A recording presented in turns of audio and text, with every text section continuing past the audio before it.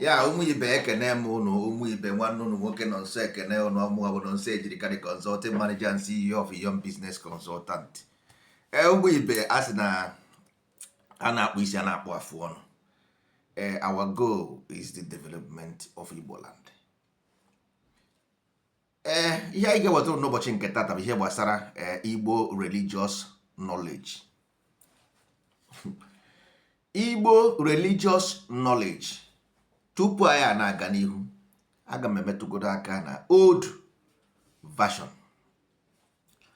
All these things ifru today na-ewu na Facebook about native doctor, dibia, ọgbanje, eze nwanyị. There is only one source that brought about it. Ndozi ọdịnala Igbo. I started that journey. But the problem was when I told them that what we came is Ndozi, not Igbo ewu na ọkụkọ. All of them ran away. I say, okay, I will watch you. Whenever you get tired, I will start again. I watched them from 2014 till today. It's 2025. Check the years. They have never make a single progress. At the end of the day, it's all about money.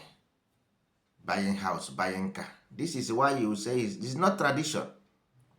Business is business. We have business. I am a business consultant and the CEO of a Young Business Consultant. So what about business or money? It's about tradition and culture and religion. You see? So in Igbo religious knowledge, what we call religious knowledge bụ amansi. Get the reason, if you mmadụ na-eme ihe, you must understand what you do. Mmadụ anaghị eme ihe ọ na-amaghị. You see? So ndị Igbo si ọ bụ religious knowledge, which is gịnị? Ịgụ arọ na ịchụ afọ. Ihe ọ na-akpọ tree of knowledge of good and evil. Good bụ ịgụ arọ, bad or evil bụ ịchụ afọ. Ọ ya ka eji achụpụ ya achụpụ ịchụ afọ because na ọ bụ evil. So amansi na-ekwu maka okwu arụsị. Okwu arụsị na-ekwu maka ịgụ arọ na ịchụ afọ, which is tree of good and evil. This is the foundation of Igbo religious knowledge.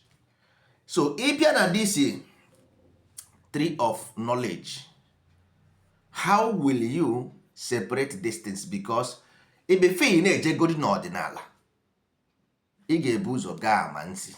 Ịkwụsị okwu amansi, ị gabazie n'ọdịnala.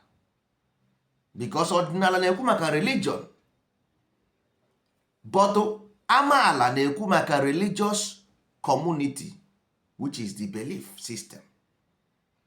All these things now a na-ekwu okwu ya is something but philosophy, ideology, concept of the ideology, content of the ideology, conserve and the preservation of this ideology.